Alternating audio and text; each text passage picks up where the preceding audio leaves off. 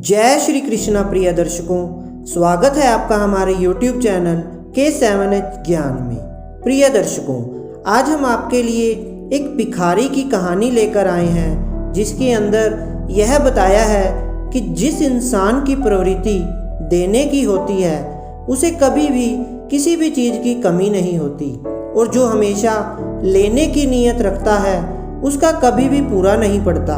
बहुत ही रोचक और ज्ञानवर्धक कहानी है। बस आपसे निवेदन है कि आप इस कहानी को पूरा सुनें और वीडियो के अंत तक बने रहें। और जो लोग हमारे चैनल पर नए आए हैं और उन्होंने हमारा चैनल सब्सक्राइब नहीं किया है, वे हमारे चैनल को सब्सक्राइब कर लें और एक अच्छा सा लाइक भी कर दें और कमेंट करके अपनी राय अवश्य दें कि आपको ये वीडियो कैसा लगा। तो मित्रों, ज़्यादा विलंब ना करते हुए आइए शुरू करते हैं आज की हमारी कहानी। एक भिखारी एक दिन सुबह अपने घर के बाहर निकला। त्योहार का दिन है, आज गांव में बहुत भिक्षा मिलने की संभावना है। वो अपनी झोली में थोड़े से चावल दाने डालकर बाहर आया। चावल के दाने उसने डाल लिए हैं अपनी झोली में, क्योंकि झोली अगर भरी दिखाई पड़े तो देने वाले को आसानी होती है। उसे लगता है कि किसी और ने भी दिया है। सूरज निकलने के करीब है, रास्ता सोया है, अभी लोग जाग ही रहे हैं। मार्ग पर आते ही सामने से राजा का रथ आता हुआ नजर आता है। प्रिय दर्शकों, सोचता है आज राजा से अच्छी भीख मिल जाएगी। राजा का रथ उसके पास आकर रुक जाता है। उसने सोचा, धन्य है मेरा भाग्य, आज तक कभी राजा से भिक्षा नहीं मांग पाया, क्योंकि द्वारपाल बाहर से ही लौटा देते हैं। प्रिय दर्शकों, आज राजा स्वयं ही मेरे सामने आकर रुक गया है। भिखारी ये सोच ही रहा होता है, अचानक राजा उसके सामने एक याचक की भांति खड़ा होकर उससे भिक्षा देने की मांग करने लगता है। राजा कहता है कि आज देश पर बहुत बड़ा संकट आया हुआ है। ज्योतिषियों ने कहा है इस संकट से उबरने के लिए यदि मैं अपना सब कुछ त्याग कर एक याचक की भांति भिक्षा ग्रहण करके लाऊंगा, तभी इसका उपाय संभव है। तुम आज मुझे पहले आदमी मिले हो, इसलिए मैं तुमसे भिक्षा मांग रहा हूँ। यदि तुमने मना कर दिया तो देश का संकट टल नहीं पाएगा, इसलिए तुम मुझे भिक्षा में कुछ भी दे दो। प्रिय दर्शकों, भिखारी तो सारा जीवन मांगता ही आया था, कभी देने के लिए उसका हाथ उठा ही नहीं था।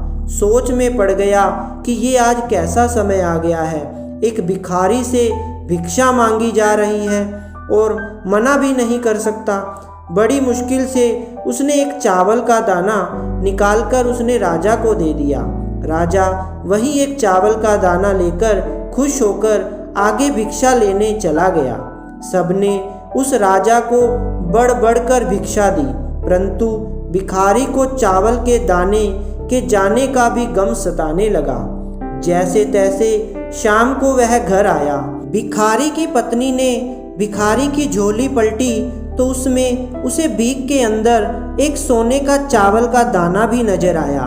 भिखारी की पत्नी ने उसे जब उस सोने के दाने के बारे में बताया तो वो भिखारी छाती पीट के रोने लगा। जब उसकी पत्नी ने रोने का कारण पूछा तो उसने सारी बात उसे बताई। उसकी पत्नी ने कहा, तुम्हें पता नहीं कि जो दान हम देते हैं वही हमारे लिए स्वर्ण है। जो हम इकट्ठा कर लेते हैं वो सदा के लिए मिट्टी का हो जाता है।